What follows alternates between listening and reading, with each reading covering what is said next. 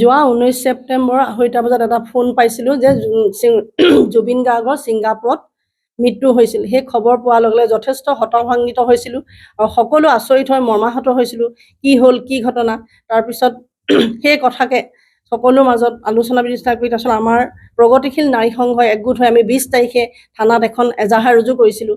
যিহেতু আয়োজক শ্যামকানু মহন্তই, সিদ্ধাৰ্থ শৰ্মা মেনেজাৰ, তেওঁলোকে জুবিন গাৰ্গৰ আমাৰ অসমৰ যিহেতু হিয়াৰ আমঠু অসমৰ সত্তাক ইয়াৰ পৰা ছিংগাপুৰলৈ লৈ গৈ অৱহেলা কৰি তেওঁ যি দায়িত্ব ল'ব লাগিছিল, তেওঁক যি ধৰণে তেওঁক ৰাখিব লাগিছিল, যি ধৰণে তেওঁক পৰিচালনা কৰিছিল, সেই সকলো তেওঁলোক বিফল হৈছিল।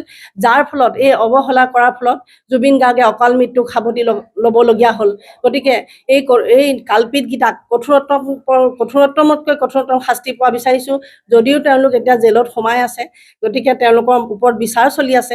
এই বিচাৰৰ কথা কৈ মই এইটোকে ক'ব বিচাৰিছোঁ, তেওঁলোকে যাতে যথেষ্ট কঠোৰ শাস্তি পায় তাকে কামনা কৰিছোঁ।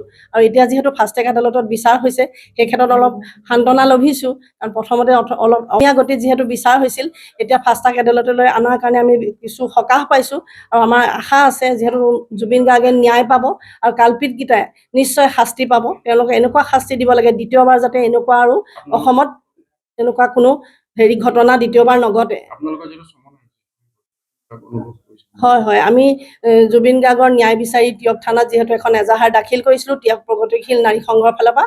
আজিৰ তাৰিখত আমালৈ এখন চমন আহিছে আৰু আজি আমি গুৱাহাটীলৈ ৰাওনা হ'ম। 9 তাৰিখে আমাৰ ফাষ্ট ট্ৰেক আদালতত সাক্ষী মানে শ্যামকানু মহন্তৰ আমাক সাক্ষী দিবলৈ মাতিছে। গতিকে আমি নিজকে সৌভাগ্য বুলি ভাবিছোঁ, যিহেতু প্ৰাণৰ শিল্পীগৰাকীৰ কাৰণে ভাবি এনেকুৱাই মৰ্মাহিত হৈছোঁ।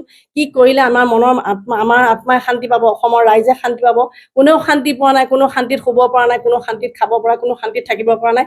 আমি এটাই বিচাৰিছোঁ, জুবিনৰ হত্যাৰ ন্যায় বিচাৰিছোঁ। জুবিনৰ হত্যা হৈছে বুলি আমি ভাবিছোঁ আৰু এক ষড়যন্ত্ৰ কৰি জুবিনক হত্যা কৰা হৈছে বুলি আমি অসমবাসীয়ে ভাবিছোঁ। গতিকে আমি জুবিনৰ ন্যায় বিচাৰিছোঁ। আজি সঁচাই গৌৰৱান্বিত হৈছোঁ। আমি গৈ কিবা ফাষ্ট ট্ৰেক আদালতত জুবিনৰ হৈ যে আমি ন্যায় বিচাৰিবলৈ পাই সঁচাই আনন্দিত হৈছোঁ আৰু মৰ্মাহিত হৈছোঁ। দুখো লাগিছে প্ৰাণৰ শিল্পীজনক ইমান সোনকালে যে হেৰুৱাব লাগিব, সেই কথা মনত কোনো দিনেই আমি ভবা নাছিলোঁ। অসমতে তেওঁ ইমান স্বাধীনভাৱে ইমান মুকলি মনে থাকিছিল, কিন্তু ইয়াৰ পানী সুদূৰ ছিংগাপুৰত তেওঁক কিয় নিঃশেষ কৰিবলগীয়া হ'ল, কিয় অৱহেলা কৰিবলগীয়া হ'ল, সেইকাৰণে শ্যামকানু মহন্ত, সিদ্ধাৰ্থ শৰ্মা তেওঁলোকক আমি ধিক্কাৰ দিছোঁ।